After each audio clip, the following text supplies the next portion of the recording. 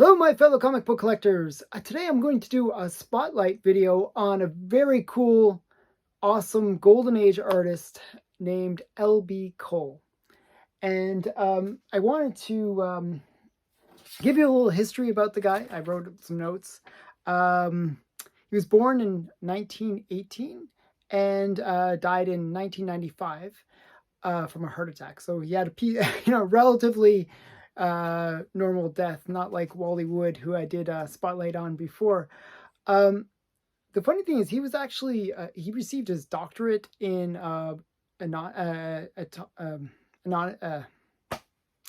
anatomy. Oh my goodness, I can't say words today. Okay, and he then later got into doing art. The thing is, when you learn like anatomy, you actually learn to draw really, really well. So he used those skills to basically get into comic art, and he basically got into the comics in the 1940s, early 1940s.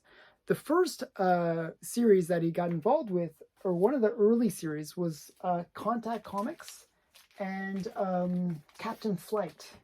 So I just have a few of those to show you, and you can see he had a tendency of using what was called poster style colors, and I've also heard them referred to as psychedelic colors. But here's an example of Contact Comics and some Captain Flight. So kind of cool war.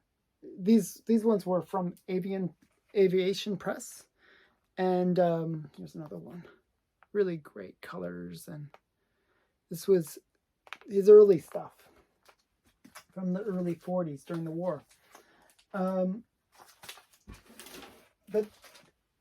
he sort of branched out. So the funny thing is, he got into trouble. If you look at some of the covers for Contact comics, I should say, what he would do is he would inject like sci-fi elements into his art. So if you look at some of them, there's like rocket ships and stuff. Like, these books are supposed to be about airplanes, and you inject rockets into them. So he was always trying to put in sci-fi elements because he really did love sci-fi. So I just thought that was kind of an interesting little factoid. From 1942 to 1948, he actually ran his own studio where he would do like work for a whole bunch of comics, like different publishers.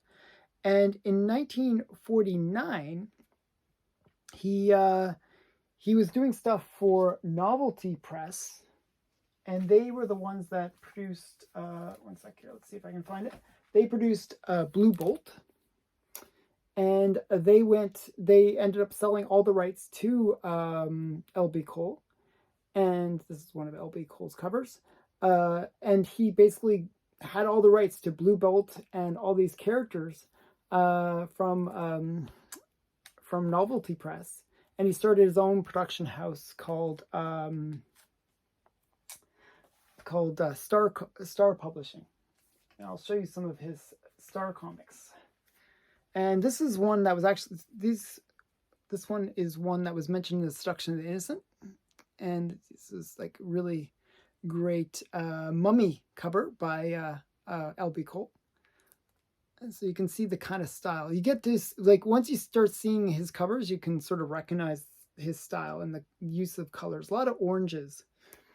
And another one from his run at Star Publishing.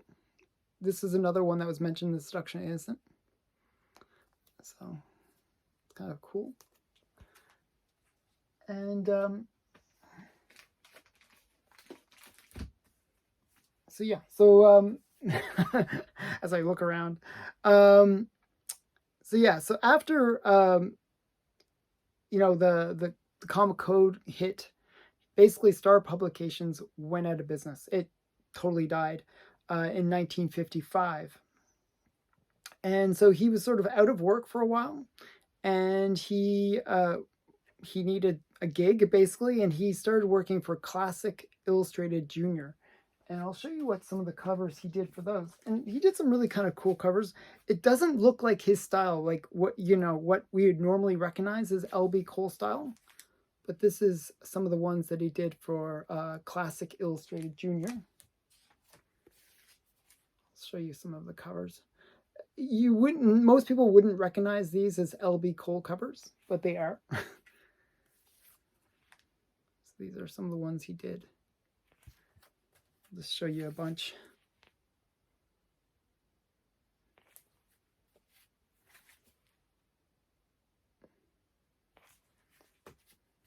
So he did a lot of covers for Classics Illustrated Junior, and they're kind of fun. I actually like these. I'll show you one more. And so he was doing that for a while, and actually, wait, I got one more to show. Since I had it, another little one, kind of cute. And he was also doing stuff with Dell, and he became the art director and editor for Dell in the 60s. But in the 70s, he kind of he would do a lot of stuff for like universities and stuff, like where he would do like illustrations for them. And his career was kind of, he was always kind of popular artist, but he really sort of got recognized as a great artist when he did the cover for the Overstreet Price Guide number the 11th edition, and this is it. This really brought him back to fame, like this book. So this is a very important book for L.B. Cole collectors. This is the Overstreet Price Guide, the 11th edition from 1981. And this really brought him back to popularity, and he started selling a lot of his original art at that point. And, that's how he'd make some money. And then later, the Gerber Guide came out, and people started seeing, there's all these really great L.B. Cole covers.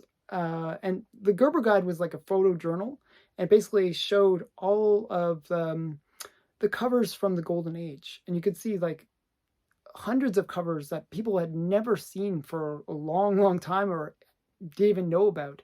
And all of a sudden, collectors started seeking out some of the covers that were kind of a little bit more interesting than the ones that stood out. And L.B. Cole covers really did stand out. And I'll show you some more of his stuff that really stood out.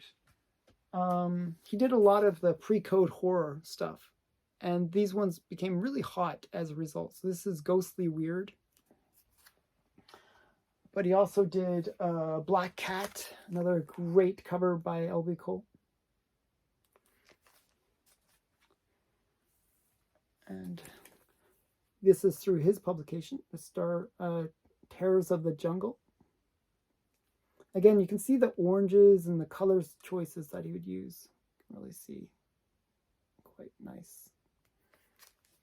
Good girl art there. And some really great. These ones are pretty cool. This is Terrors of the Jungle again.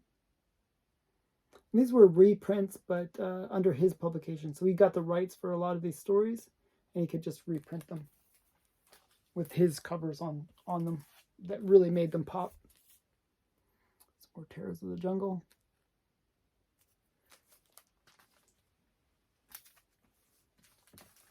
And as I said, some of his Golden Age stuff that really came to prominence was like Power Comics #3. This was one of the more popular covers.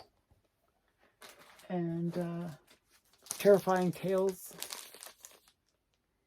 the demon cover or Satan cover. This is number 13. And also he had a lot of people don't realize, but he also did crime covers.